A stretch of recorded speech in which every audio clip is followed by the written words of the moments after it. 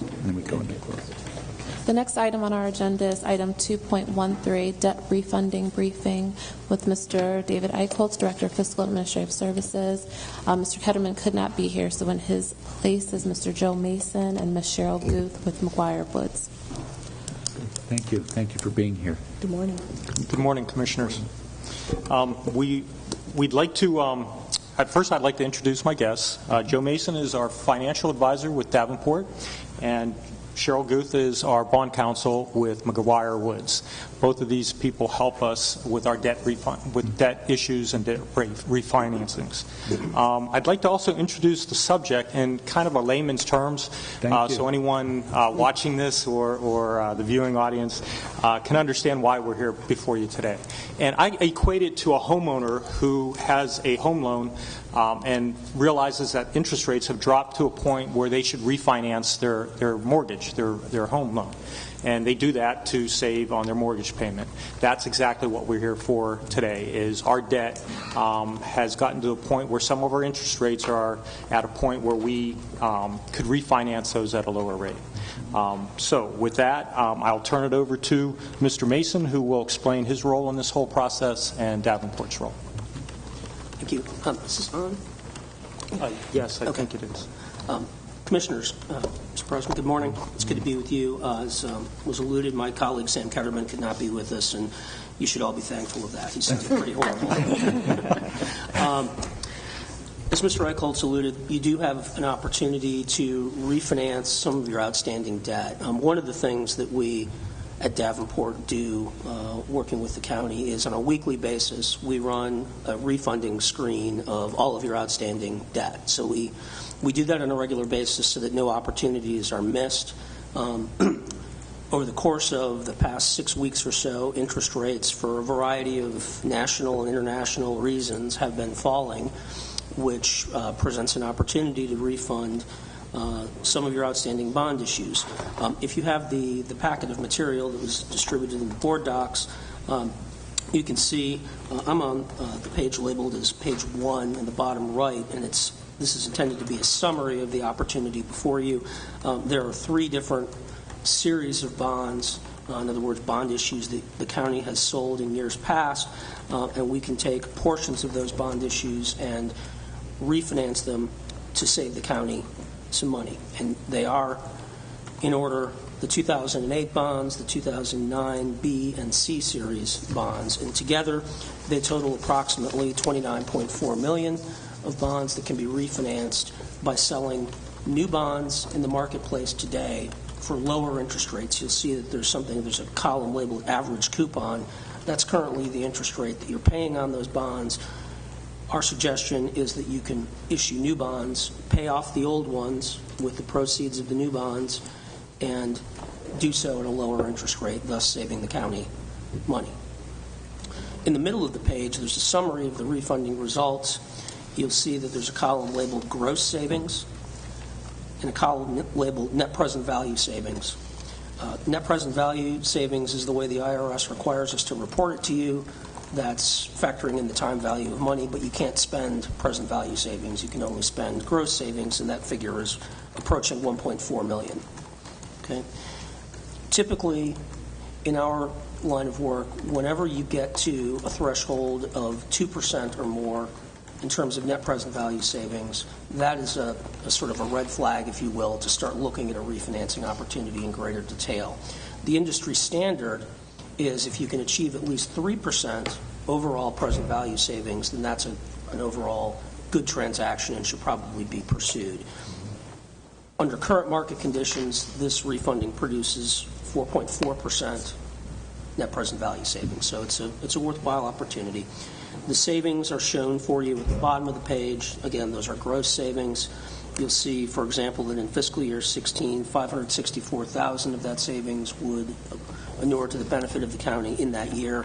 Mr. Eichholz will sort of walk you through sort of where that money shows up from a budgetary cash flow point of view, but not all of it is in the general fund.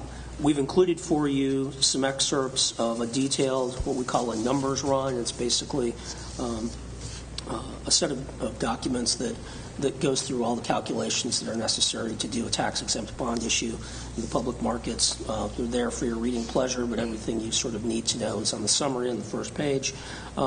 Essentially, what we would do with your assent and approval, we would take the next step, which is to prepare what is called an offering circular, which is a lot of information about the county that goes out to the investing public and gives them an update on sort of the county's finances and a variety of other factors. And then we would schedule a competitive bond sale, meaning we would hold an auction on March 24th. And any and all would be welcome to put a bid in on the county's bonds, and we would go from there. So essentially the ask for you today is just essentially your assent and approval to go ahead and take the next steps and bring forth the offering document. There will be legislation, I believe, tied to this, which Ms. Guth will go into in her part of this. But for the moment, I think, unless there's anything else you wanted me to cover, that's about it. Again, this is just something we do on a routine basis. We would also assist the county in this process, in the credit ratings process. That's another routine function that we do, and we occasionally help out with special projects the county has of a financial nature. So that's kind of Davenport in a nutshell, if you would. I'd be happy to take any questions, or we could defer them until after Ms. Keith. Why don't we wait until we hear yours, and then we'll ask for questions, please. Good morning, Commissioners. As Mr. Eichholz said, I'm Cheryl Guth. I'm a lawyer with the law firm of McGuire Woods in Baltimore, and we act as the county's bond counsel. So what that means is we make sure that basically all state and local, as well as federal laws that are applicable to your bond financings are followed, and then at the closing of the transaction, we give a legal opinion to that effect.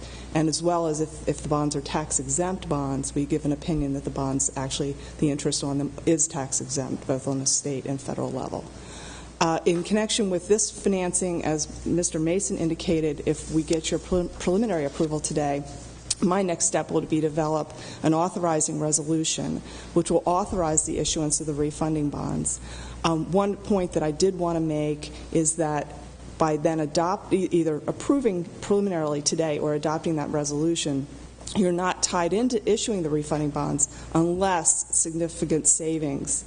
So if interest rates change in the interim, you're not locking yourself into refunding the bonds no matter what. So it still gives you a lot of flexibility, even up to the time of the sale when we get the bids. If the numbers aren't there and you're not satisfied with the savings, you can decide at that time to reject the bids and wait until interest rates perhaps move in your favor again.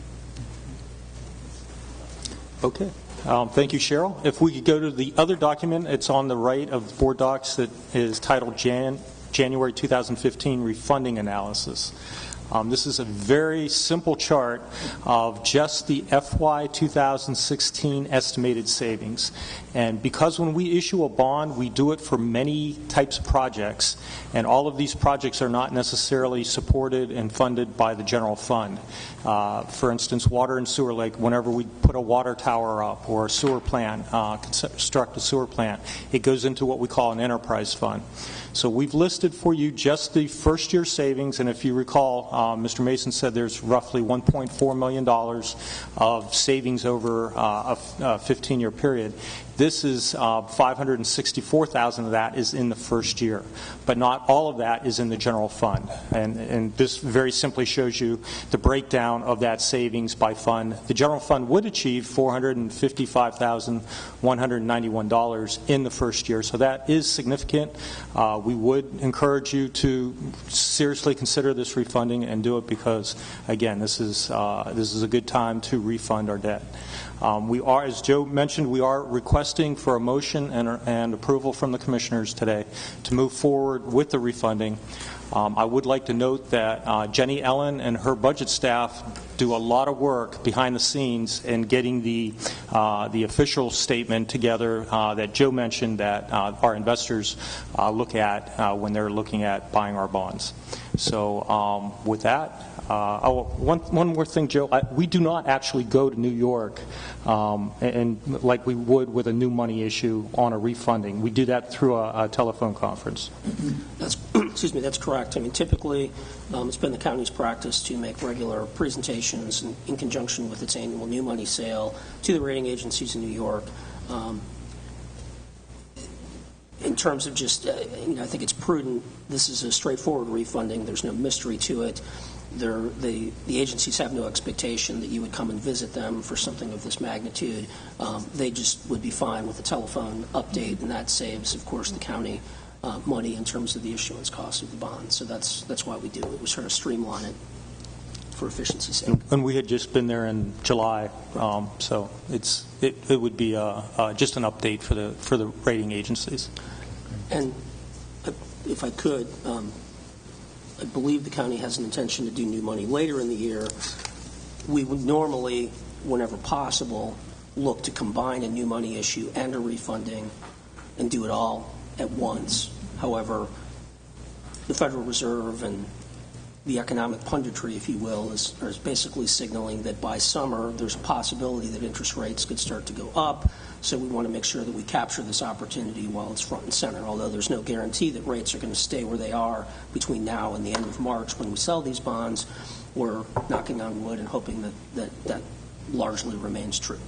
Thank you, Joe. And this is why this came up very quickly on both on your agenda and on the agenda item for today. So we will be moving very quickly on this to take advantage of those rates. Commissioner Robinson? Unless I'm missing something, there's no downside here. No, sir. In fact, there's quite a significant upside. This is all good news at this point. Yes. Okay. Must be Groundhog Day or something. That was yesterday. So you need a motion to... You need a motion to move forward with... I'll make that motion that we move forward to do what we need to do to get this refund. So there's a motion to move forward with the debt refunding. All right. Is there a second? Any conversation, discussion, questions? I do have a Yes, question. please. You mentioned that if there was a major change, we wouldn't have to go through with this. What would be significant? What would be a significant change? What's their threshold? Like how big of a change? The summary material that you have in front of you has interest rates effective as of January 27th. If interest rates were to move against the county, meaning they would go up, some of this refunding savings would disappear. Mm-hmm. So much so that you might fall below the 3% threshold net present value savings. Mm-hmm. The county would have every opportunity up to and including on the sale date itself to cancel the transaction, reject the bids if it so chose to do so, if it found that interest rates had risen to a level that did not produce the savings. In other words, you're making a decision as a board today based on what you think looks like a good opportunity. If that opportunity were to disappear because of interest rate movements, you would not be bound to complete the transaction. And as I indicated before, we build as much flexibility as we possibly can into your authorizing resolution. So we'll include all of the outstanding maturities of the 3 series of bonds, but provide that the ones to be refunded are going to be determined on the date of sale based upon the interest rates on that date and what works and makes sense. So you can even pull out an entire issue of the prior bonds or separate maturities, depending upon where the interest rates are and how the calculations work out. Thank you. Great. Good. Thank you. Any other questions? Okay. Great. All right. All in favor? Anybody opposed? Passes unanimously. Thank you very much. Thank you very much. Thank you. Could I mention one thing briefly? My understanding is that we need to schedule a public hearing prior to the bond sale date of March 24th. Yes, we do need to have a public hearing. We typically do that on the date on which which the board considers the resolution, and I believe that's February 24th was the preliminary scheduling of that. Yes. Okay. Passage of bond resolution. Right. Okay, so I'll move forward with putting that on our agenda for the 24th. I'm sorry, I didn't hear you. I said I would move forward with putting that on the agenda for the 24th, That the would be public fine. hearing. Thank Thank you. Thank you. Thank you.